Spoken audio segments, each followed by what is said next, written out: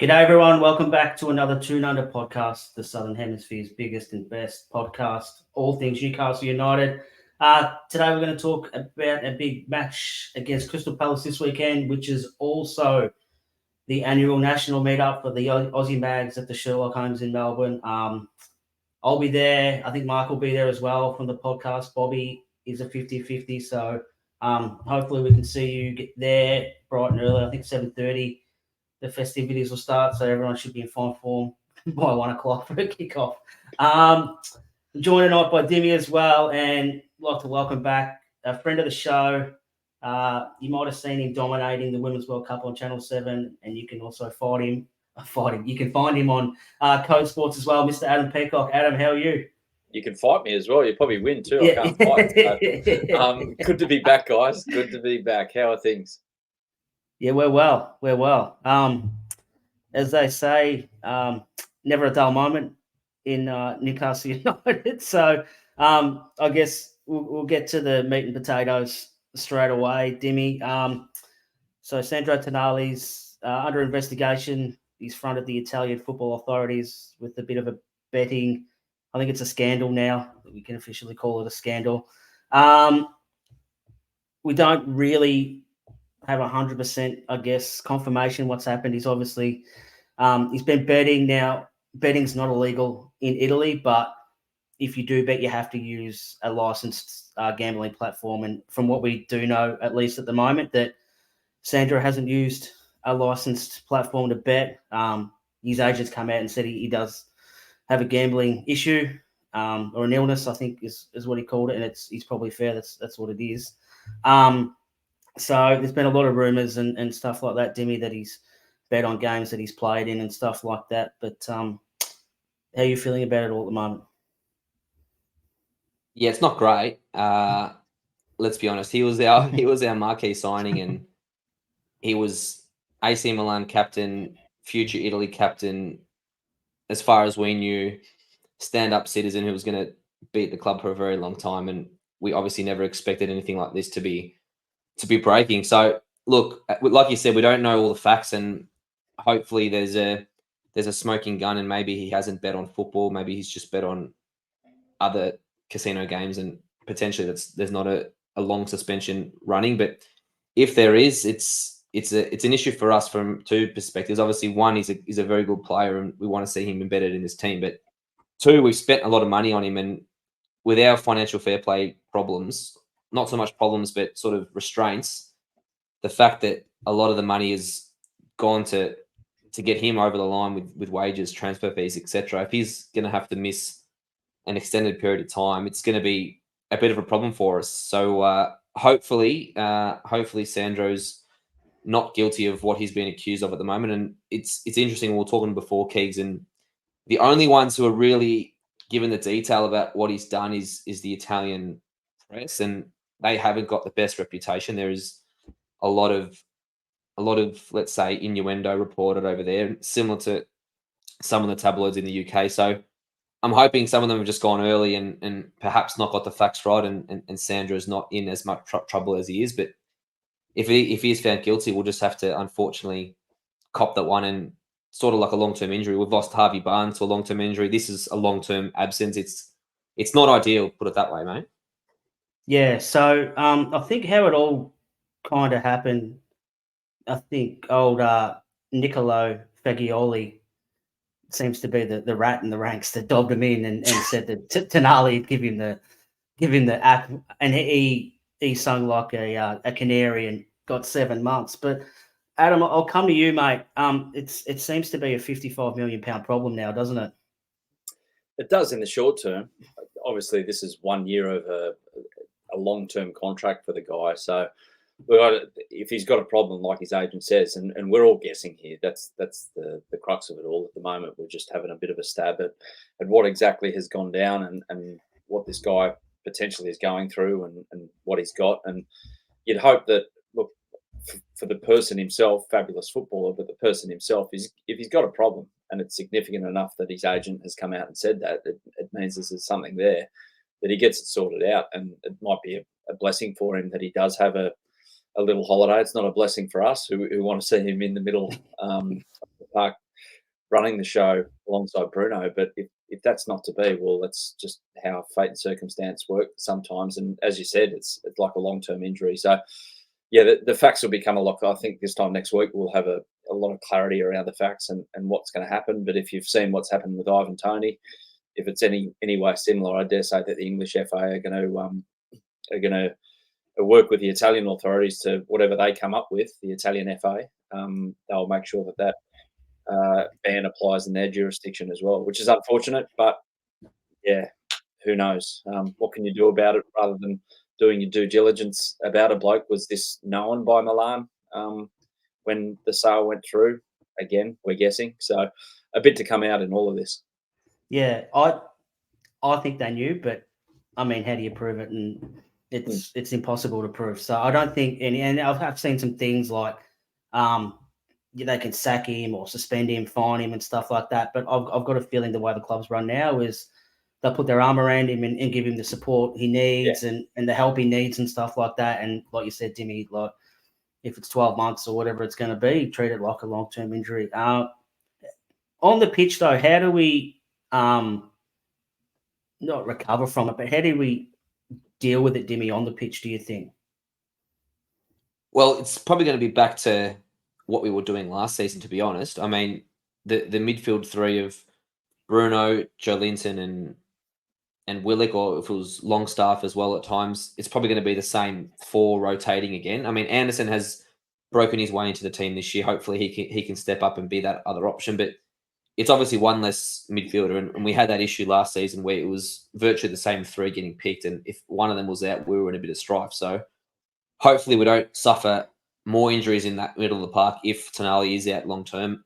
Willock apparently is on the way back, and Joelinton should be back for this weekend. So hopefully there's not too many more injuries in the middle of the park and we're not sort of disrupted. So it's not going to be on the pitch. I don't think, obviously our potential diminishes because Tonali is such a good player and he takes us to a level that we don't have in our squad. But in terms of cohesion and everything like that, the guys who are there have played together enough now. So it'll be a pretty smooth transition for them and just an opportunity for them to hopefully raise their game as they did last year.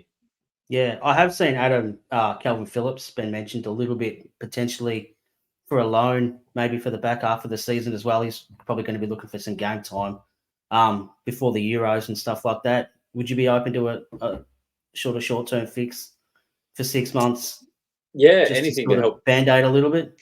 Yeah, anything to help free Bruno up. I want him closer to the box. I think we all do. So, and Phillips is more of a deeper player, but whether or not Manchester City will be willing to let the player go on loan against a potential title rival, if we're being really ambitious, remains to be seen. But yeah, I think that's a way down the path. But like with the depth situation, we just got to stop getting hamstring injuries and soft tissue injuries, and it's happened again. And there's too many of them, and it may be because Eddie put. I don't think it's maybe. I think it's an educated guess, but I reckon it is Eddie pushing them to the edge in training, and then sometimes they go over that edge in games or in training, and they just can't cope with the load. And it's going to be a big factor in our first 6 months of the season with these 4 Champions League games to come, which will be massive occasions, and so they should be. But the byproduct of that is that we're hopefully not going to limp into Christmas in the really busy period with guys who are a long way off 100%. Yeah. And I think hopefully with Joelinton and Willock coming back as well, we do get a bit of depth, and then I guess Barnes will be back around the January time as well. That's with everything crossed and nothing else goes wrong between and like we had Botman miss some time as well, which wasn't great on the surface, but I think Lascelles stepped in and has been fantastic in his absence, and it's everyone seems a bit shocked by it, but when you look at everyone else was sort of in and around the team when Lascelles was playing, they've all improved dramatically. Like, there's no reason why he wouldn't have. He just hasn't had the games to actually get out and play. Just a quick one on him. You can't say enough about the guy. Obviously, he had a bit of an indiscretion off the pitch, that situation out in front of a bar. But in terms of a guy who was playing every week and then all of a sudden he's not, and then, yeah, okay, he's now at the richest club in the world. So, of course, he's not just going to walk away from that. but his demeanour obviously has just impressed so much that you see him in those photos, you see him in the celebrations after the game when he hasn't played in like 6-7 weeks, and he looks like the happiest guy in the room. So it's good that this has come about in not an ideal situation, that he's come in and performed, but pretty impressive human being. The way he's copped the hit on the chin as to say you're not first choice here anymore, but still just got on with it.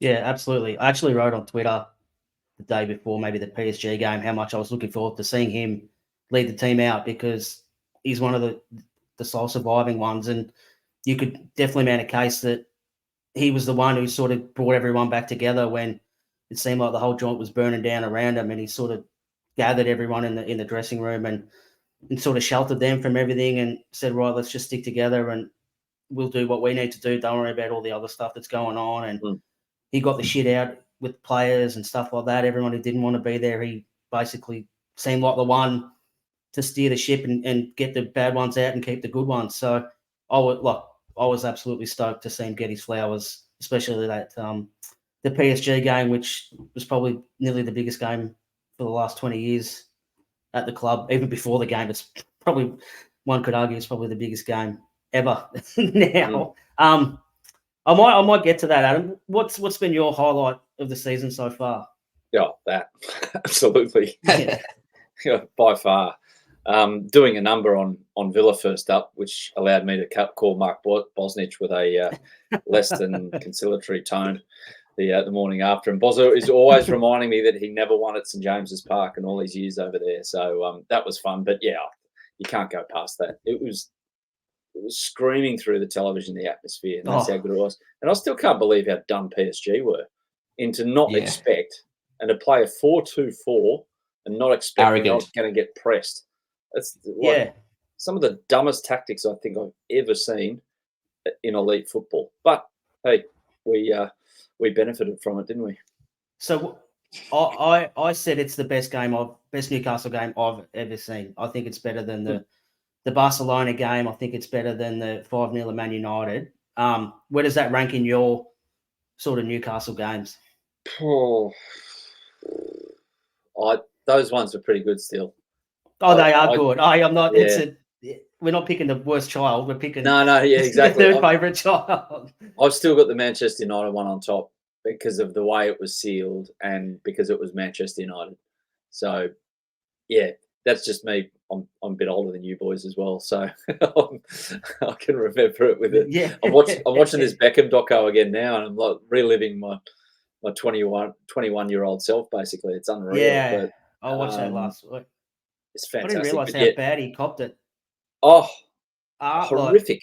So bad, like the worst that anyone's ever. Coverage here. Yeah, we didn't quite. We were probably maybe 3 or 4 years probably from the coverage that you very well hosted on Soccer Saturday and stuff like that. But the what he caught for that was unbelievable. And like I said, we were probably maybe a little bit sheltered to it on the other side of the world, and we didn't have the internet and the coverage that we do now. But oh my God, I couldn't believe it. Even my missus, she was watching it and she couldn't believe it. She didn't really know what was going on. No, I remember because I used to watch Sky News every day, and I remember the first broadcast after that game that morning, and they just gave it to him. They said how stupid he was and this, that, and the other. And then Glenn Hoddle came out, and I remember seeing that from Glenn Hoddle and went, oh no, he's just not only thrown him under the bus, but he's got the keys to the bus and then driven over him 7 times. So, yeah, it was anyway, who cares about them? That 5-0 was number one for me. Dimi, what about you? Yeah, look, obviously I'm slightly younger.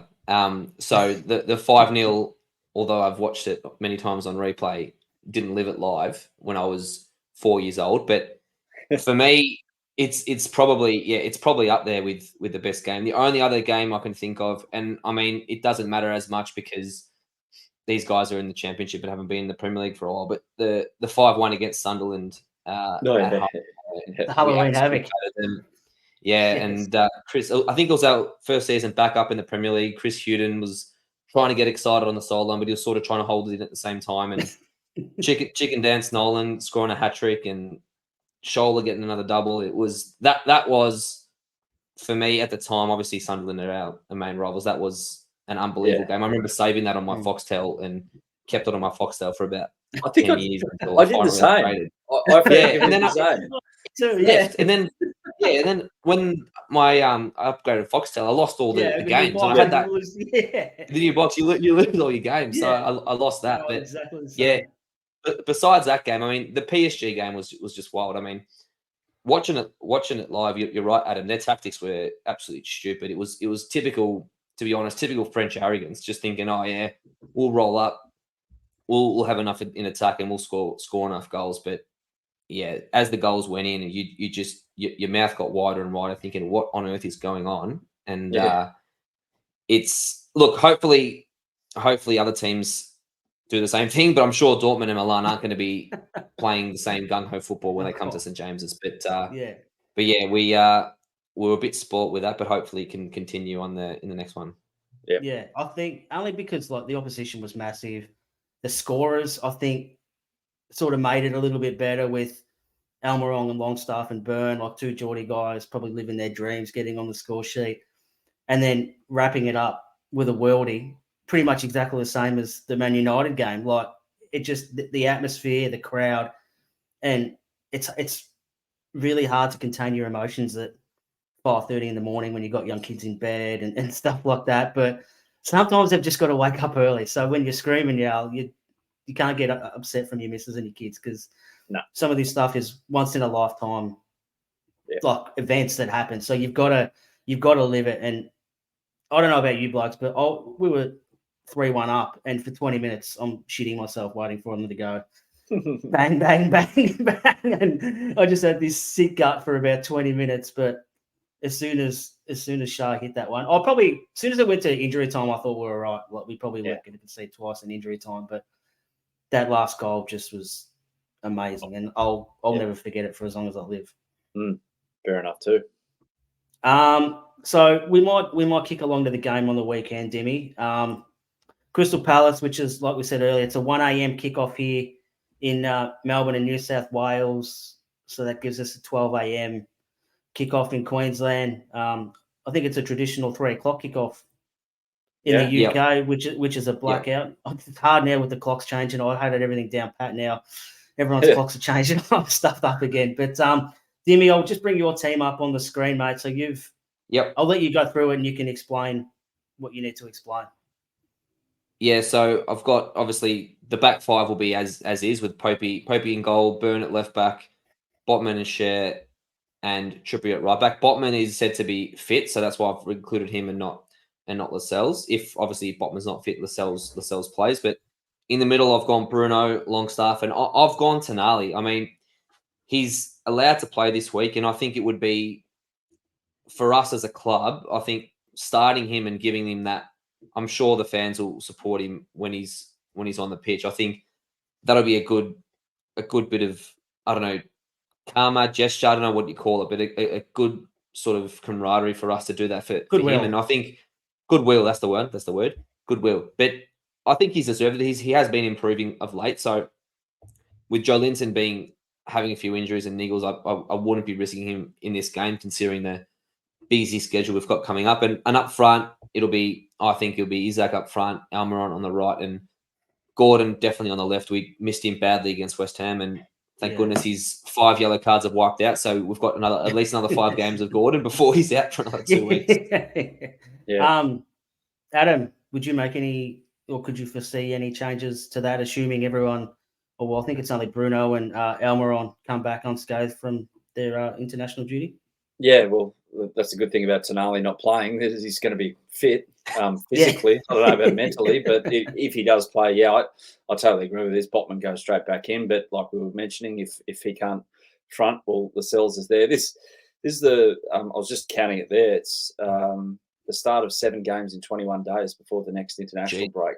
So we've got Champions League, we've got Old Trafford, Carabao Cup, and league games thrown in, and you say that the league games, we don't have the absolute cream of the crop, with all due respect to Crystal Palace, who are always, for some reason, really difficult. And we've got Wolves away, Arsenal at home, there you go, and then Bournemouth away, and Bournemouth are okay at their joint. So yeah, I just hope that everyone gets through unscathed this game, because we can't afford much more as it stands right now, with guys coming back and not far off. The only one that you could possibly see is Isak, not quite right. He did have a groin strain, but was that all about timing? Because it was a groin strain just before he went away with Sweden. So Yeah. after West Ham, and if he starts, and Jacob Murphy's been underused. What's his status at the moment, guys? I know he's there or thereabouts, but he's 100% fit. Yeah, no, I think underused. He's fit. Yeah, the right way to put it. They're like the perfect. He'll definitely be playing. Yeah, he'll definitely be playing in the next few weeks, because, like you said, 7 games in 3 weeks. There's going to be multiple changes every game. We're not going to be able to survive without that, and it is a risk, given obviously we've improved our squad depth, but we don't have the squad depth of other teams, and especially with the way Eddie wants to train the team, it's the intensity levels. It is high risk soft tissue areas, so. I think players like Murphy, players like even Longstaff's been starting. Wilson's going to get plenty of games. I think we're even going to see Tino play a few games, or a few extra games that maybe we didn't see. I think Trips plays basically every key important game. I think he might get a few rests here and there, and hopefully Lewis Hall as well. Hopefully Lewis Hall gets a couple of minutes and starts to get integrated. So we are in need of rotation, and I think it's going to be important in the next 3 weeks that we can somehow not get another injury. Otherwise, like Adam said, we're going to be really struggling. Yeah. But hopefully, like I said, Willock and Joel Linton back will make a big difference and give us a bit more rotation through the midfield and on the left, especially with Barnes out for the sort of medium term. That rotation through the left, like Gordon works his socks off, but he does get tired. Everyone gets tired. So hopefully, I think I could see like Livramento and Hall probably go through the Carabao Cup again. They might even play Target actually before Hall for the Carabao Cup. I think Livramento is probably a little bit ahead of him in his development and everything like that, and his ability. But I could definitely see Trippier. Hopefully, we get a few games where the results comfortable and we can take him off early, even if it's for 15, 20 minutes, just to save him and put him on ice ready for the next one. But I remember, you might know this, Adam. I was lucky enough to, one of my friends, Adrian Layer from Melbourne Victory, and he used to say that when Ange was coaching, that they used to have a massive, like 2.5 hour midweek session to replicate if they do end up playing midweek games, whether it was the Asian Champions League and stuff like that. Their week's the same. Instead of that 2.5 hour midweek session, it's just you play the game instead. Now I wonder if that's another one of Ange's sort of masterpieces, or that's just a common thing around sort of elite sport with midweek games and stuff like that. Yeah. I think all coaches, if they notice the fact that their team isn't getting enough game time, a lot of the squad members, they'll replicate something, or they'll get a bunch of. I was at Sydney FC training today for something, and watching them 2 days out, that was a high intensity session that they were doing. It was on a smaller field. It wasn't on the bigger field. But I mean, Ange set the bar, especially in the A League, in terms of, and Arnie was along these lines too, but Ange particularly, about the level of intensity. And it wasn't long sessions. Your normal session wasn't a long one. It was a high intense one, and probably ahead of the curve the way that football is in it. Everyone's doing it now, and Eddie's taking it to another extreme. I think I read something where he's trying to get 40% of game intensity as across the training for the week. So 40% of the training that they do has to be at game intensity, which is an extraordinary figure. That's like a lot. That's a lot. Yes. Well, I don't know if it's right. What I do know is that it's got a 0 after it from what it was under Steve Bruce. So I don't know if that's true, but it's obvious in how we play, and it was obvious after Eddie took over. 6 weeks after he took over, all of a sudden we're running out games like you wouldn't believe, and it was that volume of training. That's why the results were shit, because he was obviously smashing them on the training paddock. So it's I just wonder how long that shelf life is for all the players playing that system. If you go like 4 seasons doing that, and no doubt Eddie's the way Eddie's going is it's choose your own adventure stuff in terms of how long he wants to stay at the club rather than the other way around. But yeah, for the moment, it's working okay. Hopefully, they can get through this next month without any more injuries. Yeah, I reckon that's probably how they probably do it too, Adam, is they sort of block the season up, like sort of the start, maybe international break. Let's get through the next one, and then, all right, like through to Christmas, and then you get sort of the FA Cup the first week of January. We can maybe start rotating some blokes if you get a favourable fixture and stuff like that. So that's why Spurs, though, are going to be hard to knock out of that top four because they don't have any of that crap.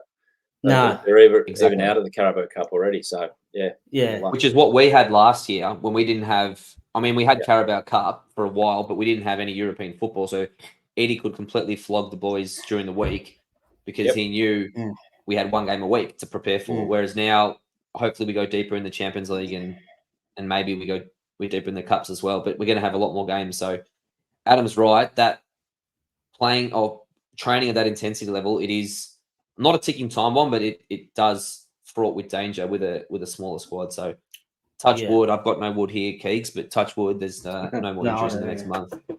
Now, can I just do something ahead of this game? By the way, I've just noticed something, and like Keegs, your setup is probably the best in Australia in terms of Newcastle paraphernalia. It's not quite mine, but I'd like to do it if I had the time and the intelligence. Claim it, Keegs. Claim it.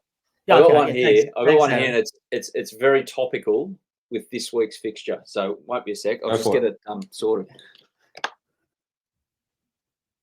All right, for those who are listening on our audio platform, Adam's just left the room for a sec. He's had a bit of a brain. Johan Kebab. We have in the background. He has a framed shirt from the. There we go. There we go. The Johan Kebab Cup. He's up for grabs. Johan Kebab. And the Kebab Cup. Is that signed? It is. It's got his scribble on it, and it's match worn as well. I was going to say, it looks like it's got the badges on it on the sleeves too. Yeah. It didn't even get washed. It smells of a sweet scent of Parisian perfume. So how do you? How does one come across that? I bought it. Michael Bridges got it back in the country for a function he had up in Newcastle, and even though Bridgie took the piss out of me one day by I went to the races with him in Newcastle, and he wore his freaking Sunderland tie. I didn't think they had them, but anyway, no. he kindly got this, and then I put my hand up for it. So basically, I emceed the event, and the cash went in one hand and then straight back out the other to pay for it. We came back down the highway with this. So this was when he was at his absolute bow, and I used to love watching him play. It was only fleeting in retrospect, but geez, the guy could control a midfield, and that was that little spell that we had, which gave a glimmer of hope. But it was the light went off pretty quickly, didn't it? Well, he was at that time when we finished fifth. He was, for me, so far and above the rest of our team, and you could see it straight away. And you could see as soon as we signed him, we got him on. I don't know if it was a dodgy release clause or how we did the deal, but what we signed him for, we knew that he was not going to stay that long, and he was pretty quickly in the French national team. And I think he worked out pretty quickly he's not going to be long for Alan Pardew and Newcastle when he eventually got his way out. But yeah, he was a pleasure to watch. Imagine him in this midfield right now. He'd be at his peak. He'd be unbelievable.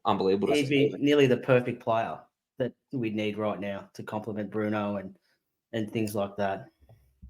But that is a great. Is that up in the house or is you just in the cupboard? It was, but I recently moved. Like had to. So it's set. I look at it every day, but it's actually leaning up against the wall. Unlike that one's a lot lighter. That's actually outside the news agencies, they used to put the flyer at the front page of the headline of the paper in like the great sort of frame. Yes, that's from 1993 when we won the Sydney Olympics. The morning. Oh, is it really? Sydney Olympics. Nice. Oh wow! So I kept that and framed it, and that's very light. That thing could well bring down that wall. So I've got to figure out a way where to put it. So. Have you got any Newcastle memorabilia, Dimi? Well, I've got that much memorabilia that I've been this is obviously where I'm living now with the missus. I can't. I've been told that my memorabilia has to stay at my parents' house. I've got a whole room full of memorabilia where A lot my of your entire Lego. room, my entire room wall is filled with frames of various things and from various sports, and just it's a sight to behold. I reckon my room's worth a good 15, 20 grand with all the shit that I've bought over the years. But How I've good. been told many times by the missus that none of that stuff comes in this house. But I'm hoping the tune changes as we move along and maybe get a bigger house, and I'll just make a man room and all my frames will come in. I've got a Shearer one, Pegs. I've got a Papi Oh, yeah, I've got a Cisse, Shearer Shay one. Given. I've got Kieran Dyer. I've got a Gary Speed Just photos. signed. I used to collect back in the day, do those little playing cards, and used to buy playing cards signed. And I Yeah. used to frame the playing card with a photo of the player and make it into a little like collage sort of thing. Oh yeah, yeah, nice. So I did that with Speedy. I did that with Kieran Dyer. I don't know why I did that with Kieran Dyer, but Kieran Dyer, Shay Given, and obviously Shearer was the main thing that I've got. I got that for my birthday, Yeah. I think, when I was 18. Nice. But hopefully I can transition that stuff into home one day. Yeah, I just found these. So I bought these off eBay. Not sure if you can see. Who's them that? there. That's Joel Linton. It's going Signed straight Joel through Oh, Big the Joe. Yeah, it's going straight through And- the chroma key that you got on. yeah. So it's not your room. And you can't really see it. I got a Sven Botman one as well. Oh yeah. Signed it's fine. You can sort of see it there. A Yeah. Botman card. This is So- turning into Antiques Roadshow, but Yeah, it is. We'll get back on track. I just want to, Adam. I know we're Oh, in hang on. Newcastle. Oh yeah. Oh, that is jeez. gorgeous. so Yes, that, this is great. when I was going through my old man stuff when he unfortunately passed a couple of years ago, I didn't even know he had this, and yeah, it smells like about 13 durries. But yeah, 1974 FA Cup final, how they used to wear them, Yeah. That's the awesome. hats and those things that they thankfully spun around. But yeah, found that one, so happy with that. I know we're a Newcastle podcast, but we've all got a vested interest in how Tottenham are going at the moment. Adam, are you one of them ones that sort of hope they win every game except for 2? Yeah, pretty much. Yeah, Or yes. if we're both going for 4th, I hope they go on a 5-match losing streak. But one thing I'm not is shocked. No surprise whatsoever. Do you feel I guess vindicated a bit that you're telling people like it's the same everywhere he goes. Maybe not here, but everywhere he's gone. Yeah. Overseas, there's been question marks, and Dimi, we've been banging this drum for probably nearly 2 or 3 years now. No, the guy's really good. Like, don't worry about him. And then you sort of feel validated, and I told you this. Like I told you guys that. I think it was he's worse good. when he went to Celtic. I think it was better when he went to Spurs because you had the reference. He had a of little Celtic, bit. so Yeah. he'd done it there. But Celtic was just, you guys are the most myopic bunch of blinkered human beings of all time. Just think outside the square for a bit. And yeah, it was crazy when he went to Celtic. But that for me was more humorous because it was like, you watch 8 games in, you watch. Yeah. You'll be right. You watch. Yeah. What's the style you're going to play? You'll love it. Yeah. Oh no, we won't. This guy's Japan. Blah blah blah. 8 games in. Jeez, it's pretty good, isn't he? No shit. So 8 games in this time. I am. Look, I didn't think that'd be top, and yeah, they have had a few twists and turns go their way, but that's Ange ball. They twists and turns end up going Ange's team's way from time to time. So no, not surprised. Happy for him, but not too happy because we want to be where he is. Yeah, I think Dimi, you're the same, and I've been telling people this as well. Like for all he does, he seems to be like a one-man band. He just sort of goes from club to club himself. The staff stay, but he seems really big on having at least one Australian in his coaching staff as well, because he knows how hard it was for him and stuff like that. And he really wants to make a path, I guess, for young Australian coaches. So he had Arthur Pappas, I think, in Japan, did he? Yeah, and then he obviously took Harry Kuehl over with him at Celtic, and now he's got Mile Jedinak with him at Spurs. So I think it's a great legacy for Australians who are looking to coach overseas, that he could be the trailblazer that they're looking for. Yeah. It's But, just amazing. I've followed him from the very start, following South Melbourne back in the day, and he did great things at South Melbourne, obviously as a player, and then won the back-to-back championship as a coach, and obviously had that bit of an issue with Fozzie. the Joeys and with Fozzie, and then he sort of went away. But everywhere he's gone, he's just changed completely the way that fan base, the way the team plays, just everything, the culture. He's sort of sweeps up everything, and let's not forget he won probably, well, maybe not, but probably the only ever major trophy that Australian men's football may ever win. I mean, in a home Asian Cup final, he won that final, and we won that final, and I mean, that will never go away from him in terms of the Australian football side of it. But he wins everywhere he goes. He's just a winner, and he knows what he's doing. So now that he's getting the recognition at Tottenham, and it's obviously fantastic to see for him as an Aussie, as a Greek Aussie as well as I am. It's fantastic to see, and hopefully it continues to a point. But you're right, Adam. We probably want their spot in the top four, and definitely when we play them, we don't want to give up that game. So look, yeah, it's great to see that he's doing so well, and he's the trailblazer. If it all works out and he stays at Tottenham for a bit, and he does as well as he's doing at the moment, it's potentially can open doors for many Australian coaches, and it's wonderful to see. Yeah. Just before we leave, Adam, just interested. I know we're a Newcastle podcast, but we've had some big news locally this week with the grand final reverting back to how it was. So for those overseas, our national competition, the A-League, we've got a final series, I guess, and how it used to be was the highest ranked team would host the grand final, and it was great for the state wherever they were, and it really sort of helped build the game here in Australia. But last year, the commission decided that whoever was in the grand final, it didn't matter, it was going to be hosted by Sydney, and it was met with a fair bit of backlash, you might say, from nearly every single pundit, and maybe not, probably nearly every pundit and fan from every team across the league. So this week they've reversed that decision. Hopefully that's the first of many wrongs, I guess, that they sort of need to make right to get the A-League back on track and capitalise, I guess, on the success of the Matildas and even the Socceroos in the World Cup last year.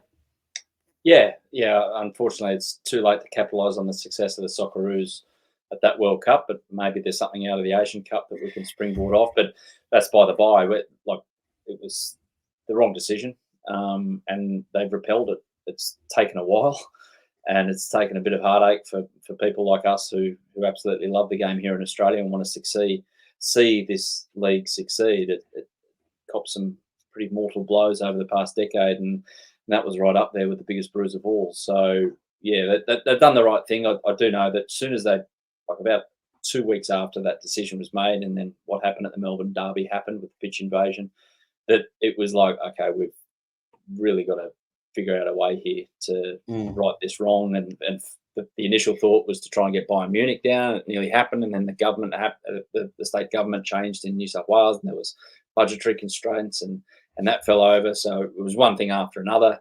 But the right thing, as soon as it came out last year, I thought, why are you doing this? If you want tourism, football tourism, have a magic round. Just do it somewhere. Yeah. And to start with, Sydney's a good place. I hope to see it in Melbourne. I hope to see it bounce around a bit wherever places can host these games. But for now, it's Sydney. But yeah, look, it's a sad tale, and thank God that we've reached the end of that chapter. Yeah. I actually think, Dimi, that they'd probably make more money if money's what they're all sort of is the end game here. They probably would have made more money having, like you said, the magic round. Is it Unite round? Yeah, it's called the Unite round. Yep. But I think you would have made more money off that at the start, where you've got hopefully. So you've got how the round's going to work is all the men's and women's teams are all going to converge in Sydney for one weekend, and I think they're going to play them over three. I think it's the Allianz Stadium, Combank Stadium, and Leichhardt Oval. I think was the three venues that they're gonna use for the Magic Round. So yeah, basically all the men's and women's teams are going to go up there for a weekend and play a round. So that gives a chance, I guess, for all supporters to get there. The good news is that, like, the smattering of fans who take it upon themselves to cover their faces and dress in all black, they can unite as well, and they can just go find a park in Sydney. I'll arrange the park. They just go and wipe each other out, so they never come to like they don't have to come to the games. They can just go and do what they want to do, which sometimes doesn't involve wanting to watch the football from time to time, but not football related exactly. Yes. So no, thank goodness, Keegs, it's changed. I mean, you were there with me for that Melbourne derby, and we weren't on the pitch. We can say that we were well and truly away from that. But we were the back row, or the second back row. I think we were the second back row, and I think your brother was in the back row, so we couldn't have been any further from. It was a long walk. It was a long walk down to get there. I was there that night as well. Sorry to go over it, but interesting in your take. I was there that night. I got invited along to the Melbourne City function, so I was sitting where they serve free beer. So sorry about that, but I was out as soon as it happened. I just walked out. I just said, I can't cop this anymore. This is the most. We probably would have seen you. We walked out as well. You walked out as well. But before it, did you have that feeling that something's going to go down here? No. It was definitely, there was something simmering. You could feel it.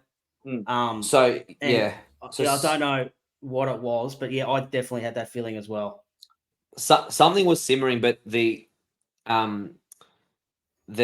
wasn't, from what I know from being a Victory fan and know the circles, there wasn't an intention that day to invade the pitch. I can almost guarantee that. There was talk that multiple supporter groups for later in January were going to potentially invade the pitch to stop the game, not to throw buckets or anything like that, but that whole vibe was escalating very quickly. And as me and Keegs were seeing, and you probably saw it as well, Adam, as the flares came in and as there was just a change in atmosphere in the crowd and fireworks.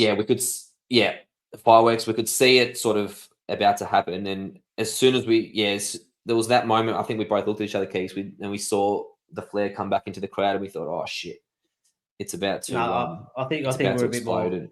We were a bit more blue than shit. I'm pretty sure. Well, it was. This is. I think shit was probably a bit. No, it was awful.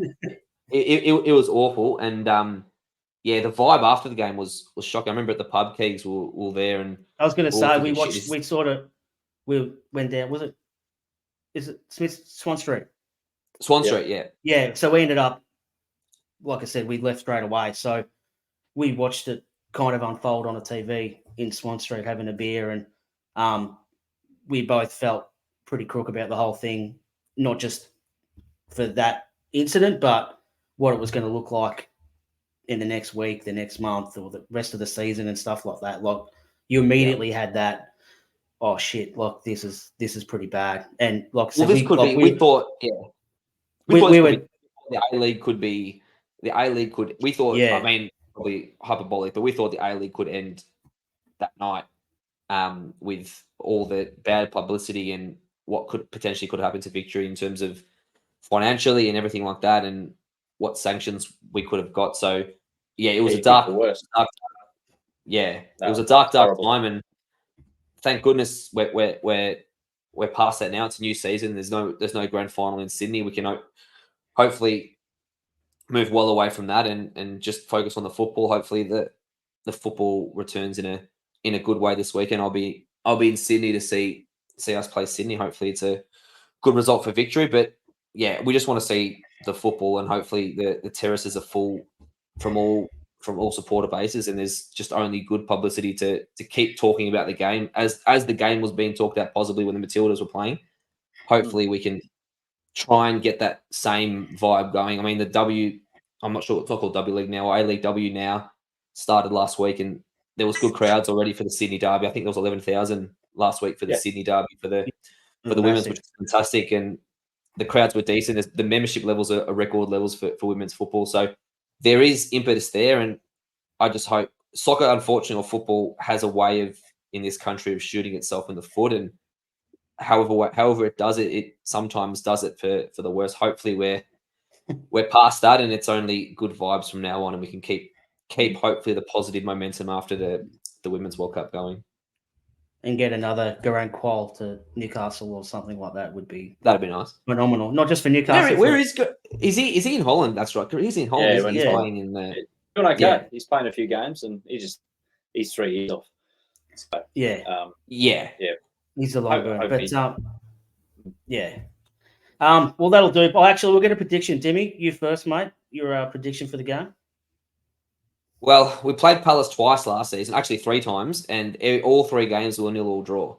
So for whatever reason, we just cannot score against Palace. It's always an ugly game, and so it's not. I don't think it's going to be a high-scoring game, but I'm going to predict a 1-0 victory with Big Isaac to score the winner in the 80th minute.